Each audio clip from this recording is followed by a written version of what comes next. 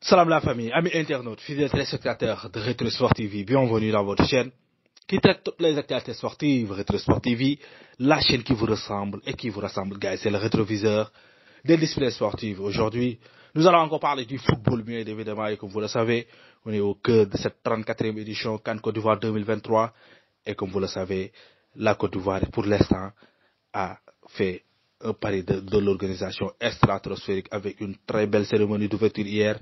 Et les Ivoiriens ont ouvert la balle hier avec un match d'ouverture face au Bissau Guinée, un match âprement disputé, assez plaisant, un match que les Ivoiriens n'ont pas dominé de bout en bout, mais c'est quand même un match que les Bissau Guinéens avaient du répondant.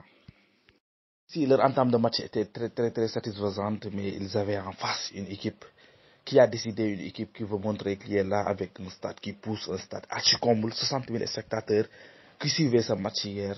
Les Ivoiriens ont très tôt ouvert le score grâce à un joueur qui a longtemps pris son temps avant de rejoindre la sélection ivoirienne. Il s'agit bel et bien de l'ancien Lensois, l'actuel sociétaire de Al Nasser en Arabie Saoudite qui partage le même club avec notre Nyancho national Sadio Mané, Sékou Fofana, qui a ouvert la balle sur une frappe, une enroulée très stratosphérique et mettre dans le bain les Ivoiriens pour bien entamer leur compétition. Mais si nous revenons sur le dénouement du match, il y a des points positifs sur l'équipe bissau-guinéenne parce que c'est une équipe qui ne refuse pas le jeu, une équipe qui fait des sortes de balles très propres, mais pêche tout le temps sur l'attaque parce qu'ils n'ont pas assez utilisé là-bas. Il n'y a qu'un seul joueur, c'est Maman Baldé, le sociétaire de Lyon. Et comme nous le savons, c'est un très bon joueur qui est capable de marquer beaucoup de buts parce qu'il l'a fait en championnat dans la Ligue française. Mais hier, il n'y avait pas des joueurs qui peuvent capables de lui distiller de très bons ballons. Certes, il a eu une occasion en or dans la première période, mais amener le ballon, créer une occasion et marquer, c'est pas donné à tout le monde. Il a frappé dans les buts, mais c'était pas une frappe inquiétante sur le gardien ivoirien. Et hier, il y avait de la place dans cette défense ivoirienne parce que nous avons noté beaucoup de laxisme, une défense qui ne rassure pas cette défense ivoirienne, mais aussi il y a une défaillance physique. Si la Côte d'Ivoire parvient à avoir une équipe de leur carrière, ça sera un autre match parce que hier, nous notons une défaillance physique dans les 70 minutes, voire même 80 minutes. Il y avait que Sékou Fofana qui continuait à courir pendant les 90 minutes. Donc, ça sera un examen de passage sur le deuxième match parce que, avec tous ces carences notées sur cette équipe, l'équipe ivoirienne aura un adversaire de leur carrure. En deuxième match, le jeudi 18, ça sera contre le Nigeria, une équipe qui a besoin aussi d'une victoire, cette équipe nigérienne, tenue en échec par les Équato-Guinéens. Mais cette équipe ivoirienne aura un examen de passage parce que s'ils gagnent, ils vont qualifier dans les seconds tours. Mais aussi, ils auront en face une équipe qui pourra les bousculer du début jusqu'à la fin. Et c'est à partir de là que nous parviendrons à voir le vrai visage de cette équipe ivoirienne. Est-ce qu'ils ont les armes pour faire face aux grandes équipes, mais aussi est-ce qu'ils ont là pour jouer jusqu'au bout, parce que c'est à partir de ces matchs face aux adversaires de votre carrière que vous pouvez montrer vous êtes là, vous avez les armes pour aller jusqu'au bout.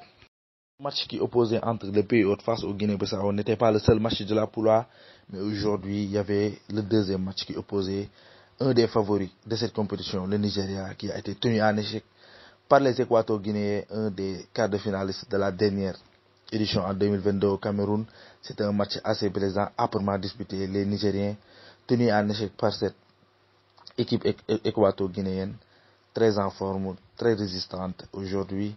D'ailleurs, les Équato-Guinéens sont parvenus à ouvrir le score dès la première période sur une frappe chesse de un de leurs valeurs, Iban Salvador Edou, qui était là en 2022, très impliquant sur le jeu des Équato-Guinéens avec une patte gauche, sa lourde frappe, qu'il a encore démontré aujourd'hui sur le but qu'il a marqué en première période, mais les Équato-Guinéens ont été rattrapés après 2 minutes sur un centre de Lukman et Victor Osimhen dans les airs, comme toujours, égalise.